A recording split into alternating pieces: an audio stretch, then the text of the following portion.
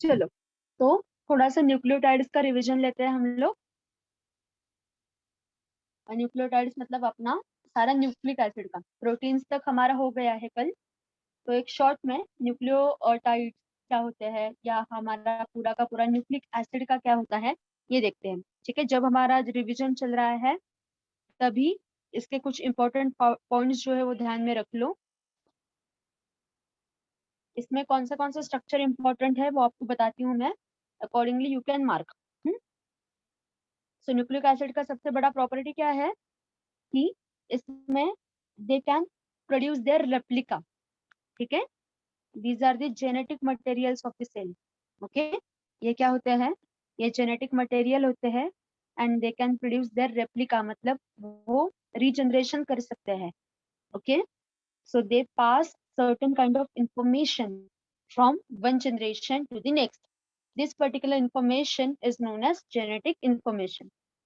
Okay, and these are the messengers of such kind of information.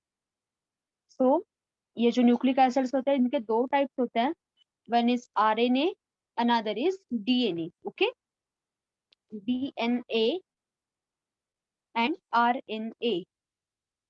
तो animal cell जो होती है इसमें डीएनए जेनेटिक मटेरियल होता है, but do you know such a cells where RNA is the genetic material?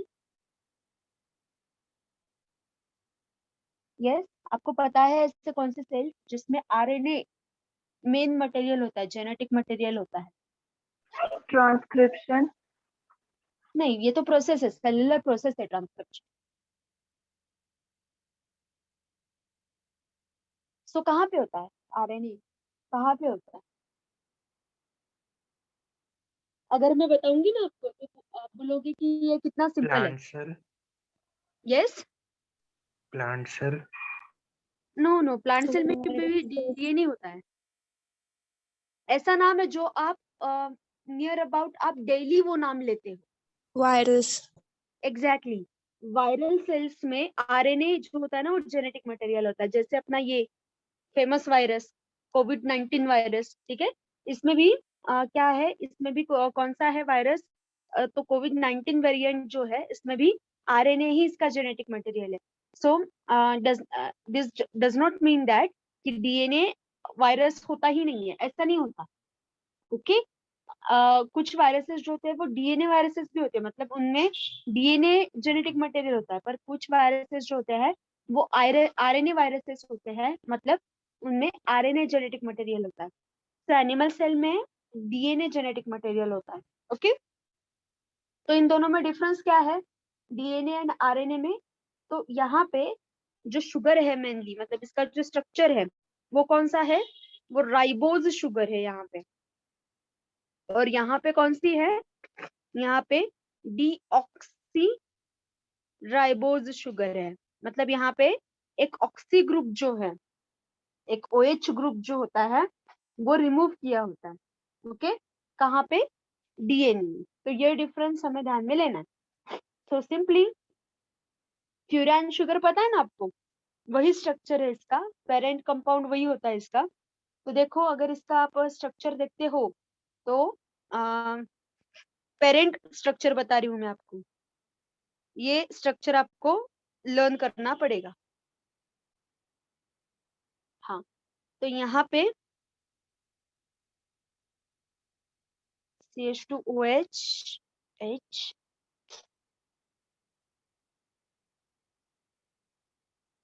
ये इसका structure है। ठीक है तो इसमें ये अगर आप पूरा स्ट्रक्चर आप देखते हो तो यहाँ पे जो ये OH है ना, ये OH,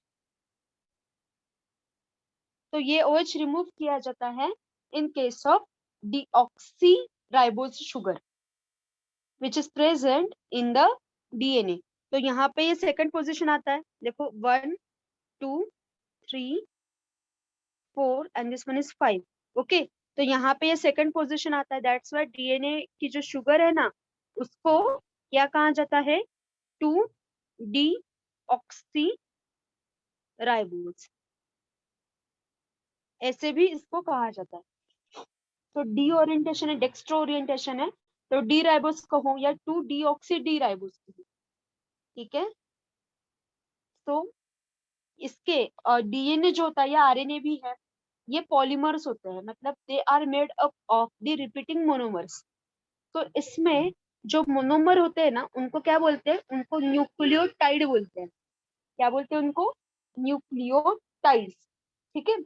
तो देखो यहाँ पे क्या होता है, ये न्यूक्लियोटाइड कैसे बनते हैं, उसका फॉर्मूला क्या है कि it must contain a monosaccharide. Okay, इसमें एक मोनोसेकेराइड आनी चाहिए, जैसे यहाँ पे ये है, एक मोनोसेकेराइड आना चाहिए। देन उसके साथ इसमें एक नाइट्रोजन कंटेनिंग बेस होना चाहिए।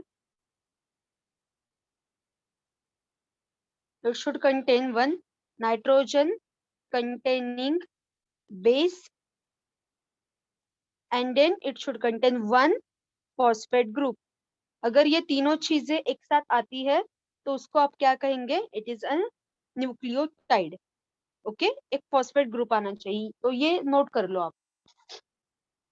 ओके, और न्यूक्लियोसाइड होता है ना, न्यूक्लियोसाइड, तो उसमें ये फॉस्फेट ग्रुप अटैच नहीं होता, सिर्फ nitrogen containing base and monosaccharide है ना, तो उसको क्या कहते हैं, न्यूक्लियोसाइड कहते हैं, ठीक है।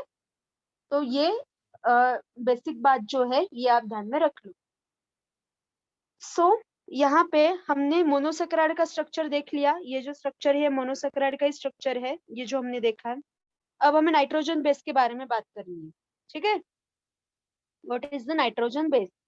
तब तो ये जो नाइट्रोजन बेस होते हैं ना, ये फॉर्मूले ध्यान में रखो, इसका स्टडी मतलब न्यूक्लिक एसिड का स्टडी, ठीक है। अब जो अपना ये ग्रुप है कौन सा, नाइट्रोजन कंटेनिंग बेस है, तो उसका दो कंडीशंस में डिवाइडेशन हम करते हैं। ओके, नाइट्रोजन कंटेनिंग ग्रुप जो है, तो इसको हम डिवाइड करते हैं दो केसेस। कैसे? एक है पिरिमिडिन, एक है पिरिमिडिन और दूसरा है purine,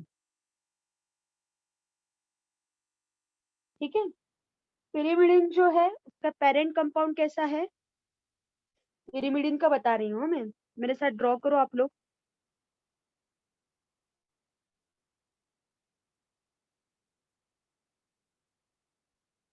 So this is the parent compound of pyrimidine। और फिर प्यूरिन का कैसा है, सेम टू सेम ऐसा ही ड्रॉ करो, सेम टू सेम, ठीक है। करो मेरे साथ ड्रॉ। इजी इजी वे क्या है ना वो बता रही हूँ मैं आपको।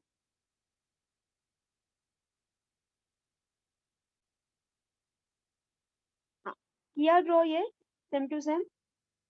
फिर इसके साथ में आपको और एक रिंग अटैच करनी है, और वो रिंग कैसी है, वो जो रिंग है ऊपर N है, नीचे NH।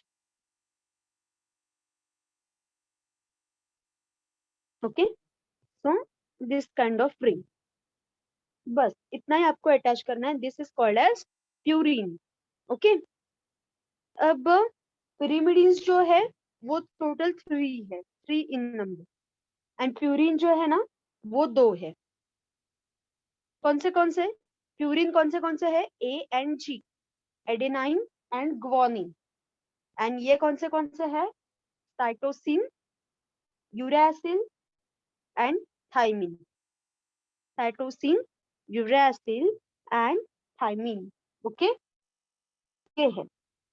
अब देखो यहाँ पे इनके स्ट्रक्चर्स जो है वो भी इंपॉर्टेंट है।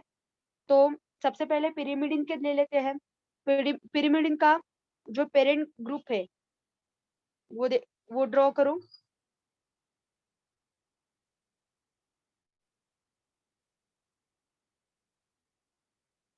यस, ड्रॉ किया पिरिमिडिन का। बस अब इसमें सिर्फ आपको अटैच करवाना है, क्या इसमें जब आप ऊपर NH2 लगवाते हो, ओके, यहाँ पे नीचे एक H लगवाते हो एंड यहाँ पे एक डबल बॉन्ड लगवाते हो, so this is called as cytosine. Okay, ये क्या है? साइटोसिन। अब ये जो डबल बॉन्ड हो है ना, ये नीचे वाला, ये चेंज नहीं होता, ये ऐसे ही रहता है। ओके, पर ऊपर का चेंज होगा। ऊपर भी आपको डबल बॉन्ड O लगवाना है, ऊपर भी। ओके, एंड ये NH भी वैसे की वैसा ही रहेगा, और सिर्फ यहाँ पे एक H लगवा लो। ऐसा है तो इसको कहेंगे uracil. This is what? Uracil. Trick देखो, स्ट्रक्चर ध्यान में रखने की। एंड आफ्टर दैट बाकी सब कुछ वैसे की वैसे ही रहेगा, कुछ भी चेंज करना नहीं है इस स्ट्रक्चर में। सिर्फ इस पोजीशन पे आपको CH3 लगवाना है, तो वो बन गया आपका थाइमिन। ठीक है, वो है आपका थाइमिन। बस इतना ही ध्यान में रखो। तो ये हो गए structures of pyrimidine। Okay, now what about purine? Purine का जो एडेनिन का स्ट्रक्चर है वो देखते हैं हम लोग।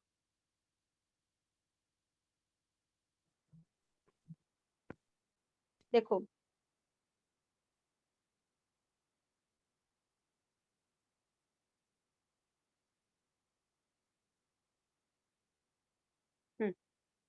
तो इसमें रिंग वैसी की वैसी है, तो ये जो एक्स्ट्रा मटेरियल आपने यहाँ पे लगवाया है वो सारा कैंसिल करो। हाँ, तो ये अपना पेरेंट कंपाउंड था, तो इसको प्यूरिन के लिए मॉडिफाई कर दो।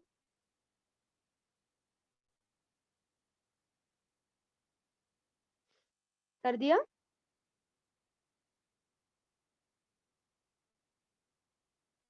अब इसमें क्या क्या लगवाना है? यहाँ पे NH2 लगवा लो। ओके, और कुछ मत करो, इतना ही करो, NH2। फिर हो गया ये अपना एडेनाइन। ठीक है, और सिर्फ मतलब आप देख रहे होंगे कि साइटोसिन एंड एडेनाइन इसमें सिमिलैरिटी है। दोनों जगह पे सिर्फ आपको क्या लगवाना है? NH2 लगवाना है। पर ऊपर डबल बॉन्ड था, यहाँ पे डबल बॉन्ड O नहीं है, कीटो ग्रुप जो होता है वो यहाँ पे नहीं है, तो ये रहा एडेनाइन। ठीक है, फिर यहाँ पे डबल बॉन्ड O आता है, यहाँ पे H लगवा लो। इस पोजीशन पे आपका NH2 आएगा। ओके, इतना चेंज करो, फिर आएगा अपना गुआनिन। Okay, guanine. तो यहाँ पे बॉन्डिंग क्राइटेरिया जो होता है ना, ये आपको पता होना चाहिए। तो हमेशा ए का बॉन्ड जो होता है, एडेनाइन का जो बॉन्ड होता है, वो हमेशा हमेशा टी के साथ जाएगा, और साइटोसिन का जो बॉन्ड है वो हमेशा गुआनिन के साथ जाएगा, ATGC। ऐसा ध्यान में रखो, they are always complementary to each other. तो हमने स्ट्रैंड भी बनवाया था, ठीक है, हमने स्ट्रैंड लगवाया था ना कि कैसे उसमें अटैच होता है, ये हमने सब कुछ लिया था। तो ATGC ये ध्यान में रखो आप।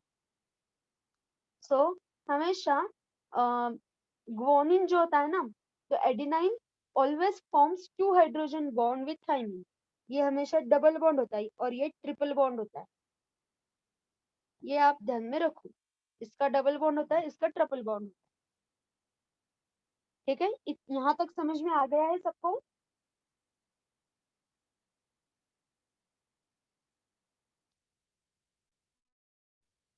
यस, समझ में आ गया सबको यहाँ तक? Yes ma'am. तो फिर नाइट्रोजन कंटेनिंग बेस जो है वो भी हो गए, मोनोसैकेराइड ऑलरेडी डन है। अब फॉस्फेट ग्रुप आ गया। अब फॉस्फेट ग्रुप है वो क्या है? सिंपली कुछ नहीं है, फॉस्फेट ग्रुप किसे कहते हैं? PO4, ऐसा उसका फॉर्मूला होता है, PO4 माइनस। ठीक है, तो ये कैसे ड्रॉ करते हैं?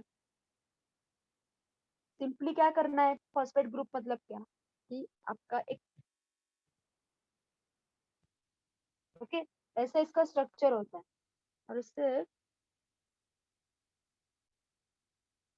okay, this particular group is called as what? Phosphate group. तो आपकी जो शुगर है ना, इसमें जो प्राइमरी अल्कोहलिक ग्रुप होता है कौन सा? CH2OH, ये जो ग्रुप होता है ना, तो इसमें जो हाइड्रोजन होता है, हाइड्रोजन, तो इसको ये रिप्लेस कर देता है। ठीक है, इसको ये क्या करता है? रिप्लेस कर देता है, और फिर आपका वो स्ट्रक्चर वो बनता है। तो कैसे न्यूक्लियोटाइड बनेगा, कैसे बनेगा, ये मैं आपको एक दिखाती हूँ। ठीक है, कंसिडर एडेनाइन। एडेनाइन न्यूक्लियोटाइड कैसे बनेगा ये मैं आपको बताती हूँ। तो शुगर आप ड्रॉ करो इन केस ऑफ डीएनए। हाँ, शुगर ड्रॉ किया आप लोगों ने, बस इसमें जो कुछ भी सब्स्टिट्यूशन है वो कर लो। यहाँ पे क्या है, नीचे H है, OH, यहाँ पे OH नहीं लगेगा, पर फिर भी एक अब हमें सिर्फ एडेनाइन का ड्रॉ करना है, इसलिए करूँ। ओके, ये हो गई आपकी शुगर। तो शुगर है, तो इसमें क्या करना है, सिर्फ आपको सबसे पहले आपका रिप्लेसमेंट कहाँ पे होगा? यहाँ पे होगा। ठीक है, तो यहाँ पे सिर्फ आपका O बचेगा।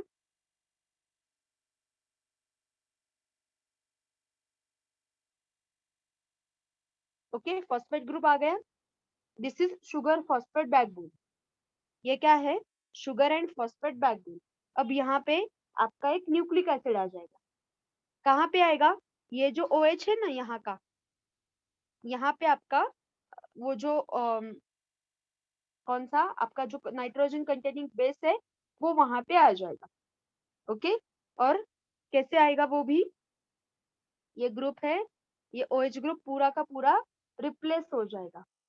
पूरा का पूरा ये जो ग्रुप है वो रिप्लेस हो जाएगा, और फिर क्या होगा? आपका ग्रुप यहाँ पे तैयार होगा। तो हम एडेनाइन का ड्रॉ कर रहे हैं फॉर एग्जाम्पल, तो करो फिर उसको यहाँ पे अटैच कर दो।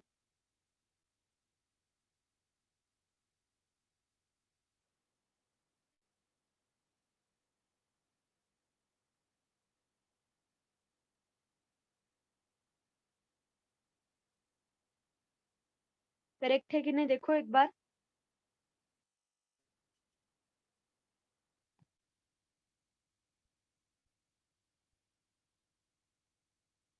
Okay, so this particular group is called, ये जो पूरा स्ट्रक्चर हमने बनाया यहाँ पे, इसको क्या कहते हैं हम लोग? इसको बोलते हैं हम AMP। क्या बोला इसको हमने? AMP। Why? It is adenosine mono. Ma'am ते खालचे 2 कार्बनचे तिथे हायड्रोजनचे मॉलिक्युल्स नाही आहेत ना, हा, ते ते त्यांनी OH. लिहिले, त्यांनी ते लिहिले नाहीयेत, म्हणजे ते नाहीयेत असं नाही, हायड्रोजन त्यांनी तिथे ड्रॉ नाही केले, आपण कम्प्लीट स्ट्रक्चर ड्रॉ केलं। तुमची फिगर नंबर 14.24 बघा, 14.24 ही फिगर बघा, दिसली? त्याच्यामध्ये बघा हायड्रोजन वगैरे सगळं टाकून दिलेलं आहे तुम्ही। ते बॉन्ड लाईन स्ट्रक्चर आहे का टीचर? हा, ते बॉन्ड लाईन स्ट्रक्चर आहे। बॉन्ड लाईन पण नाही म्हणता येणार, जनरली काय असतं की ना, हायड्रोजन जे असतात ना ते खूप लिहावे लागतात ना, म्हणून अशा स्ट्रक्चर्स मध्ये ग्लुकोजच्या पण बघा तुम्ही हायड्रोजन ड्रॉ नाही करत, ते तिथे आहेत असं कन्सिडर करतात, पण आपण तुम्हाला समजण्यासाठी पूर्ण टाकलं ते। Okay,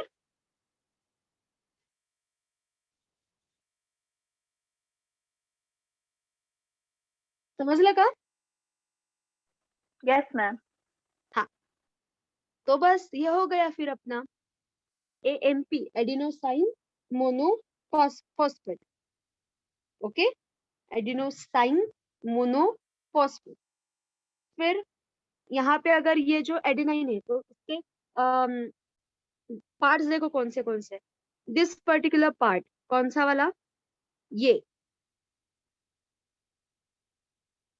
this particular part is what? This is nitrogen containing base।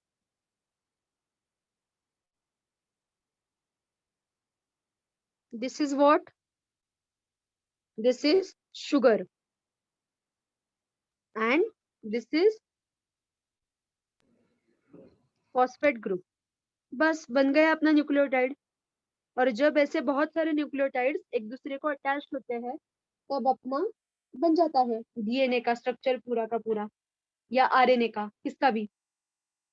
Okay, अब ये जो यूरैसिल होता है ना, यूरैसिल कहाँ पे होता है? डीएनए में होता है या आरएनए में होता है? बायोलॉजी स्टूडेंट्स बताओ चलो।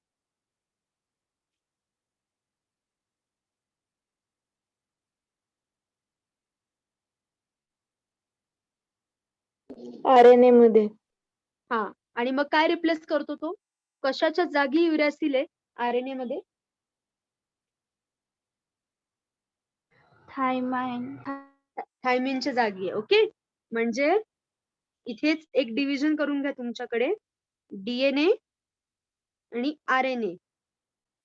तर डीएनए मध्ये काय काय असतं? डीएनए में ए टी जी आणि सी हे असतात. तर आरएनए मध्ये काय असतं? ए यू जी सी असतं. ओके, हे लक्षात ठेवा. अब आपका जो डीएनए है, इसके ऊपर आओ थोड़ा सा. हाँ, शुगर फॉस्फेट बैकबोन किसे कहते हैं ये समझ में आ गया? ये जो शुगर होती है ना, शुगर आणि ये फॉस्फेट, तो ये डीएनए के स्ट्रक्चर में बताती हूँ मैं आपको. तो डीएनए जब आप ड्रॉ करते हो, ओके, डीएनए जब आप ड्रॉ करते हो, ओके,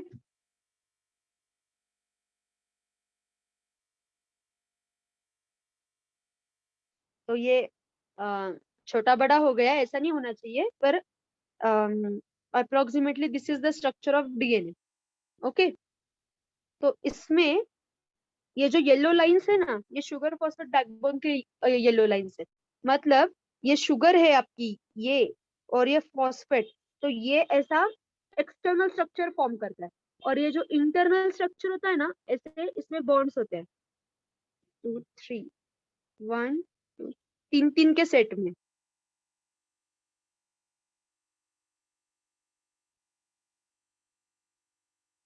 ओके, तो ये जो होते हैं ना बॉन्ड्स, तो ये किसके होते हैं? ये एक्चुअली ये नाइट्रोजन कंटेनिंग बेस के होते हैं. तो फॉर एग्जांपल मैंने यहाँ पे A T G A T G सी सी ए ऐसा मैंने लिखा. तो यहाँ पे इस साइड में कॉम्प्लीमेंट्री आएगा. ओके, बताओ फिर ए का कॉम्प्लीमेंट्री कौन है? टी ए सी. सी. हाँ, सो इसका सीक्वेंस, इस स्ट्रैंड का सीक्वेंस बताओ मुझे पूरा. टी, आगे ए सी टी हाँ. टी ए हाँ, सी ए कहाँ पे है? सी ए ए ओके, हाँ, सी जी जी आणि टी. सो अकॉर्डिंगली ये आगे आगे जाएगा. तो ये कॉम्प्लीमेंट्री होता है. तो आपको ऐसा क्वेश्चन आ सकता है, हाँ, draw a complementary sequence. Okay, तो फिर जो हमेशा एक बात ध्यान में रखो, 3 प्राइम, ये अगर 3 प्राइम यहाँ से शुरू हो गया, ओके, आप डिग्री नहीं प्राइम लिखते हैं इसको. ओके, इस तरह 3 प्राइम है, तो ये लाइन जहां पे खत्म होती है आपकी, यहाँ पे, तो ये 3 प्राइम टू 5 प्राइम एंड होता है. और ये 5 प्राइम टू 3 प्राइम एंड होता है. ओके, तो ये जिस स्ट्रैंड से आपने ये सीक्वेंस डिराइव किया है कॉम्प्लीमेंट्री स्ट्रैंड का, तो उसको आप कहते हो टेम्पलेट स्ट्रैंड. ओके, और इस स्ट्रैंड को कहते हैं कॉम्प्लीमेंट्री स्ट्रैंड, कॉम्प्लीमेंटरी स्ट्रैंड. नहीं तो और एक नाम है, इसको आप लीडिंग स्ट्रैंड भी बोल सकते हो, लीडिंग स्ट्रैंड. और ये जो दूसरा वाला है ना, इसको लैगिंग स्ट्रैंड बोलते हैं, लैगिंग स्ट्रैंड ऐसे इसको बोला जाता है. ओके, सो यहाँ पे इंटरनल इन दोनों के बीच में ये जो होता है ना, ये हाइड्रोजन बॉन्ड होता है. ठीक है, दिस इज हाइड्रोजन बॉन्डिंग. और ये लाइन जो है फॉर एग्जांपल ये वाली, ये क्या है, ये शुगर फॉस्फेट बैकबोन होता है। Okay, this one is what, this one is sugar phosphate backbone. तो ये डीएनए का वाटसन एंड क्रिक मॉडल है, और ये राइट हैंडेड हेलिक्स है। इस पूरे स्ट्रक्चर को, अगर ये स्ट्रक्चर आपने ड्रॉ किया एग्जाम में, इतना ड्रॉ किया ना, तो भी आपको मार्क मिलता है। ओके, तो इतना अगर आप ड्रॉ करते हो तो आपको आराम से वो जो कुछ भी 4-5 मार्क्स साइन किए हैं वो सारे के सारे मिल जाएंगे। ओके, तो ये सीक्वेंस इस तरह से अगर आपने दिखाया उनको, तो आपको वो आराम से मार्क्स दे देंगे और पूरा का पूरा समझ में आ जाएगा डीएनए का स्ट्रक्चर। तो this is the structure of DNA, DNA double helix model. Okay, तो इसके एक्चुअली मेजरमेंट्स होते हैं कि क्या क्या मेजरमेंट्स है उसके, तो ये सब कुछ डिसाइडेड होता है। ओके, तो ये जो टर्न्स होते हैं या कॉइल्स होते हैं, तो इसमें इन दोनों के बीच में कितना डिस्टेंस है, यहाँ पे डिस्टेंस कितना है। चलो मैं आपको और एक बात बताती हूँ। जब आप डीएनए देखते हो तो आपको दो काइंड ऑफ डिस्टेंसेस मिलते हैं। ये छोटा वाला है एक, ओके, और एक दूसरा जो है ये बड़ा वाला होता है। ओके, तो इसको बोलते हैं माइनर ग्रुप, इसको बोलते हैं माइनर ग्रुप। और ये होता है ना, इसको बोलते हैं मेजर ग्रुप। ये और एक नाम आपके बुक में रहने दो। ओके, इसको बोलते हैं मेजर ग्रुप। आया समझ में? देन चलो मैं आपको इसके मेजरमेंट्स दे देती हूँ। जितने आपके ध्यान में आ जाए, जितना आप समझ सके उतने समझ लेना। ओके, तो देखो मेजर और माइनर ग्रुप क्या होता है ये मैंने आपको बता दिया। ओके, फिर जब आप पूरा का पूरा एक टर्न ले लेते हो, फॉर एग्जांपल दो मिलके एक टर्न होता है। ओके, ये दो मिलके एक टर्न होता है, तो इसका जो डिस्टेंस होता है ये कितना होता है, 3.4 नैनोमीटर का डिस्टेंस होता है इसका। 3.4 नैनोमीटर का इसका डिस्टेंस होता है, ये बात समझ लो। 3.4 आया समझ में? तो फिर इसका भी डिस्टेंस होता है, ये दोनों स्टैंड जो होते हैं ना, इनके बीच में कितना डिस्टेंस होता है ये भी डिसाइडेड होता है। तो ये अप्रोक्सीमेटली 2 नैनोमीटर का डिस्टेंस होता है। ओके, 2 नैनोमीटर्स का इसका डिफरेंस होता है। ये आप नोट डाउन कर सकते हो, ये आपके बुक में नहीं दिया है, ये आपके लिए एक्स्ट्रा इंफॉर्मेशन है। आप भी इसके बारे में ढूंढ सकते हो, और भी इसके मेजरमेंट सारा का सारा गिवन है, मतलब ये सब कुछ डिसाइडेड है। तो ये 2 नैनोमीटर का इसका डिस्टेंस है। देन दो बॉन्ड्स है ये, इनके बीच का डिस्टेंस भी डिसाइडेड है। कितना डिस्टेंस है इनके बीच, 0.338 नैनोमीटर। ओके, 0.338 नैनोमीटर, इतना ये डिस्टेंस होता है। देन एक्चुअली ये जो आपको ये लाइन दिखाई दे रही है ना, तो ये ऐसे सिंगल लाइन नहीं होती, ये ऐसे डबल लाइन होती है। ओके, ये डबल लाइन होती है। तो जो ये डबल लाइन होती है ना, इसके बीच में 0.70 नैनोमीटर का डिस्टेंस होता है। ओके, इसमें भी 0.70 का एक डिस्टेंस होता है। तो इतना काफी है आई थिंक। ये बस है, बाकी और भी डिटेल में है इसके जो कुछ भी डिस्क्रिप्शन है वो, पर ये डिस्टेंसेस जो होते हैं ये काफी है, इसमें और कोई इतनी समझने की बात है नहीं। तो ये डिस्टेंसेस जो हमने यहाँ पे लिए हैं ये ध्यान में रखो। तो डीएनए ज्योमेट्री ऐसा अगर आप सर्च करते हो तो आपको ये मिल जाएगा। वन न्यूक्लियोटाइड यूनिट जो होता है ना, वन न्यूक्लियोटाइड यूनिट, वो जो हमने यहाँ पे लिखा है, तो एंगस्ट्रॉम में वो कितना आता है, 3.3, नियर अबाउट 3.3 एंगस्ट्रॉम, इतना इसका यूनिट आता है। एंड चेन जो होती है ना, इसके पास इसके रेडियस होती है, the pair of chain, okay, इसकी अगर आप रेडियस देखते हो तो वो 10 एंगस्ट्रॉम की आती है। ये जो पूरा पूरा का पूरा जो, मतलब ये आपने लिया, तो ये 10 एंगस्ट्रॉम यूनिट का इसका रेडियस आता है। बस, बहुत हो गया।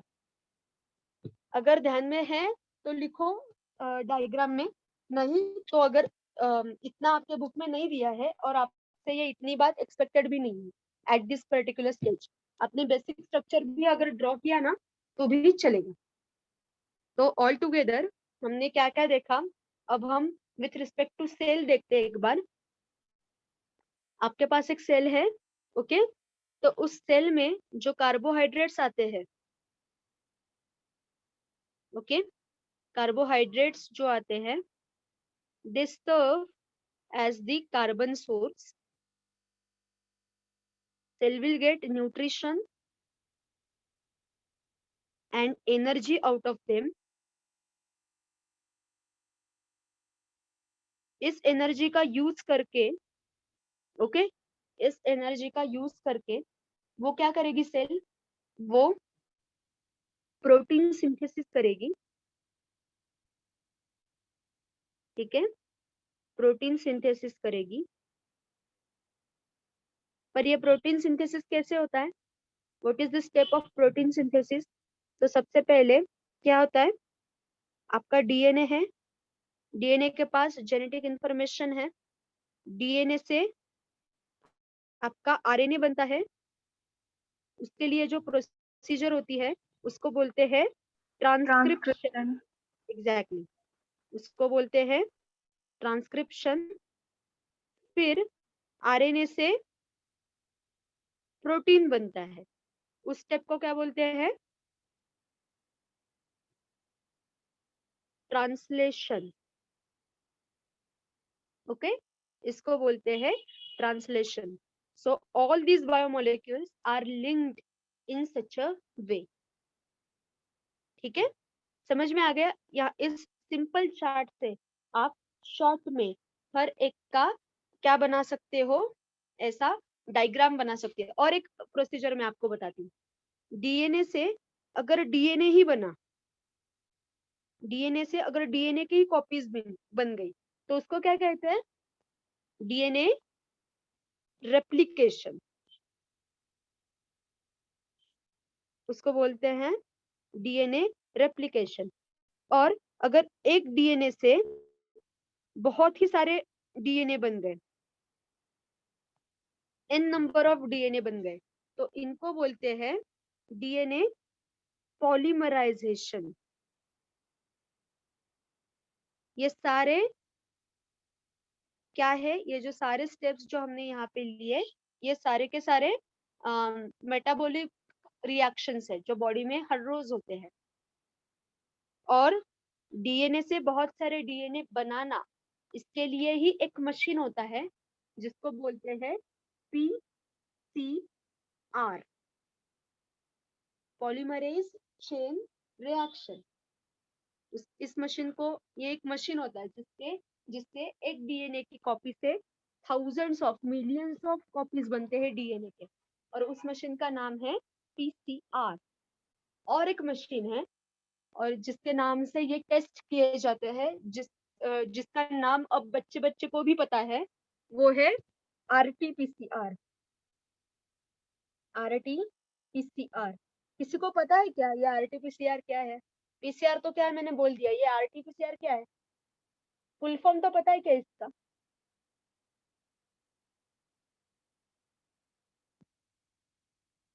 Yes, no ma'am. Reverse transcription. हाँ, reverse transcription polymerase chain reaction, this is the full form of RT-PCR। अब ये रिवर्स ट्रांसक्रिप्शन क्या होता है? ट्रांसक्रिप्शन तो हमें पता है, ओके, डीएनए से RNA banana, this is transcription. पर जब ये प्रोसेस रिवर्स की जाती है, आरएनए से डीएनए जब बनता है तो उसको बोलते हैं रिवर्स ट्रांसक्रिप्शन। अब मुझे बताओ, एक बात बताओ मुझे, अभी एक कोरोना की टेस्ट करनी है फॉर एग्जांपल, तो ट्रांसक्रिप्शन सिंपली पीसीआर क्यों नहीं करते, रिवर्स ट्रांसक्रिप्शन क्यों करते हैं? ये टेस्ट तो सिंपल है ना, तो ये RT-PCR क्यों करते हैं? Who can tell me what is the logic behind this?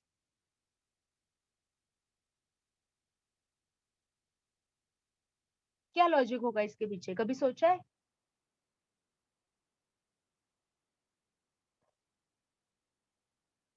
RNA से डीएनए बनवाना, क्यों ऐसा शॉर्ट मतलब इतना लॉन्ग कट मारा है? पॉलीमरेज चेन रिएक्शन करते तो भी काम हो जाता ना, तो रिवर्स ट्रांसक्रिप्टेज क्यों यूज कर रहे हैं यहाँ पे? क्या आपके दिमाग में क्या आता है वो तो बताओ मुझे, फिर हम देखेंगे सही या गलत है।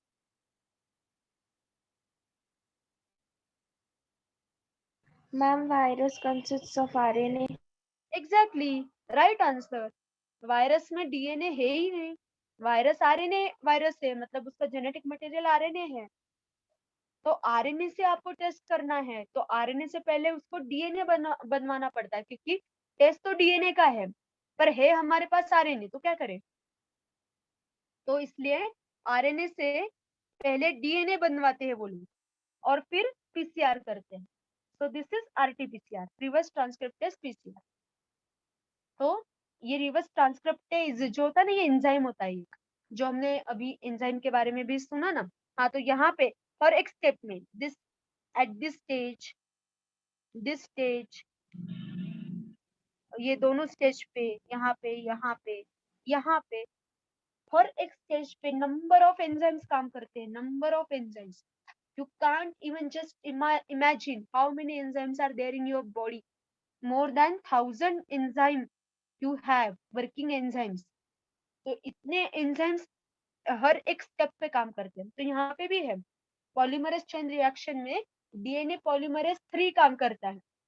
रिवर्स ट्रांसक्रिप्टेज ये खुद एक एंजाइम होता है, ओके, एंड उसके बाद पॉलीमरेज काम करता है। कभी देखो पीसीआर मशीन का वर्किंग देखो नेट पे, बहुत ही ब्यूटीफुल है वो, ठीक है। तो इस तरह से वो कोरोना के टेस्ट करवाते हैं वो लोग। समझ में आया लॉजिक? ऐसा लगा कि आज कुछ हमने नया सीखा है? Yes, ma'am. हाँ, so being a science student you always open your eyes, okay, keep open your eyes। यहाँ पे भी नई बात अगर आपके आपके सामने आई है जिसका आपको मीनिंग नहीं पता, you have internet, you have Google, you have YouTube, just search it। और कौन सी भी बात होने दो वो, ठीक है।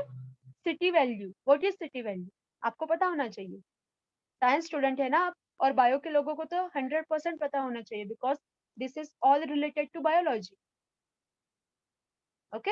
हमने कितने बार NMR वर्ड यूज किया है, तो सर्च करो कि NMR एग्जैक्टली क्या है, nuclear magnetic resonance spectroscopy, search करो।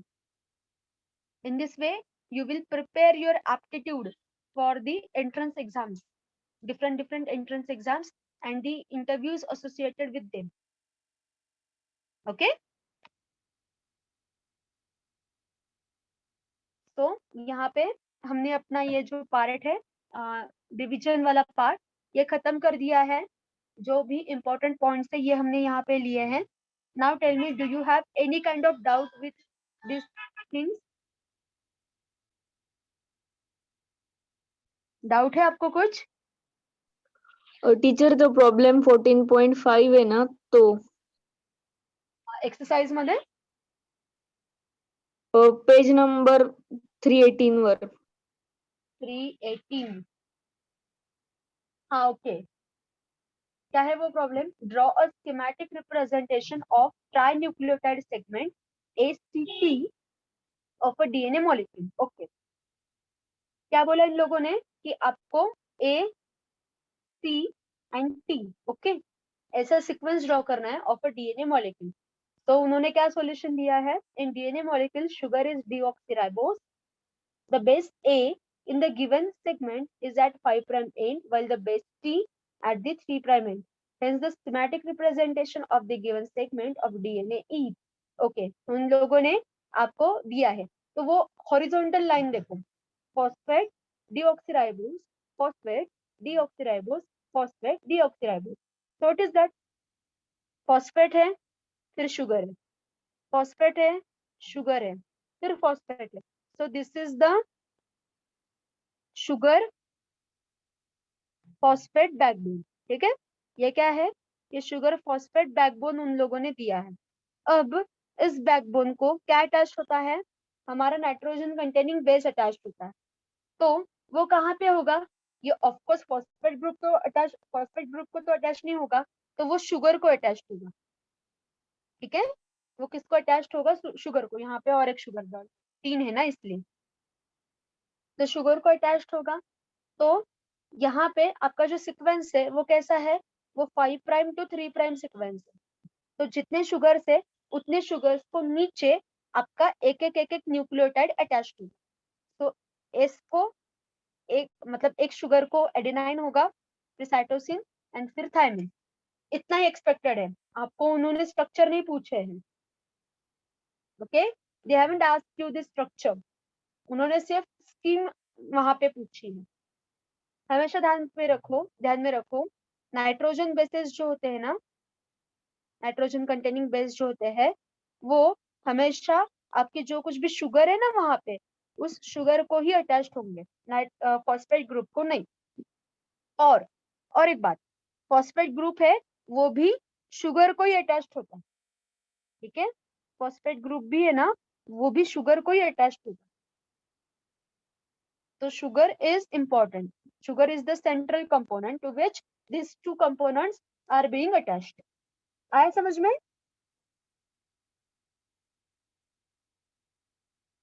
हो। And simply और एक सिंपल बात है, अगर ये question same question in case of RNA उन्होंने पूछा, तो वो जो डीऑक्सीराइबोस का है ना, वहां से डीऑक्सी हटा दो और सिर्फ राइबोस रखो, और वहां पे टी अटैच नहीं होगा, वहां पे यू अटैच होगा। ठीक है, बस इतना चेंज, फिर ये पूरा का पूरा जो क्वेश्चन है वो आरएनए को भी एप्लीकेबल है। आया समझ में? Yes ma'am. तो मुझे अब एक बात बताओ, बायोमोलिक्यूल्स हमने नियर अबाउट 2 टाइम्स लिया है, तो ये पूरा का पूरा लेसन अब समझ में आ गया है आपको? इसमें कोई भी डाउट है, एक बार थोड़े से सारे पेजेस देखो, किसी भी स्ट्रक्चर में आपको डाउट है, जिन लोगों ने लेक्चर्स सीरियसली किए हैं उन लोगों को ये इजी जाएगा। एक बार देखो, कुछ भी डाउट है तो पूछो, अभी भी कुछ भी रिपीट करना है तो बोलो मुझे।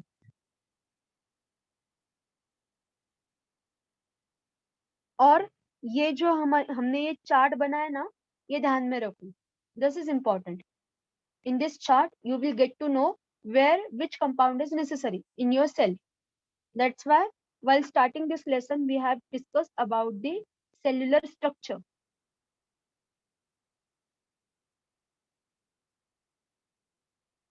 Yes, is there any doubt?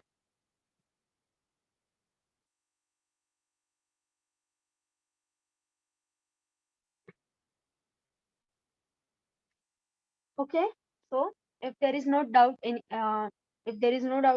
then you can do one thing, इसके exercise solve करना शुरू कर दो।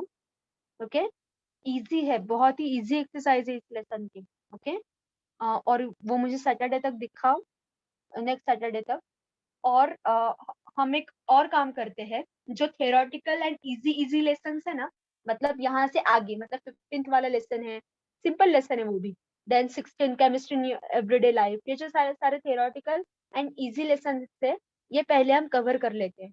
ओके, तब तक अगर ऐसा होता है कि हम ऑफलाइन क्लास शुरू कर सकते हैं, then difficult lesson we can discuss offline. Okay, तो ये जो इजी पार्ट है ना, तो ये कवर कर लेते हैं हम लोग, चलेगा? Yes ma'am. Yes, ma'am.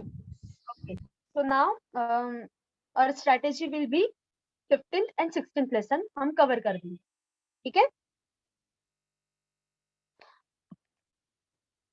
Okay then, थोड़ा सा आप भी पढ़ के आओ पॉलीमर्स का जो पार्ट है पूरा का पूरा. Okay, introduction to polymer chemistry and then green chemistry and nano chemistry. Okay, ये आप भी थोड़ा सा पढ़ो एक बार. थियोरेटिकल है इसलिए रीडिंग इज नेसेसरी. एंड जेडबलई के लोग, आपको भी मैं शीट्स अब देना शुरू करती हूँ.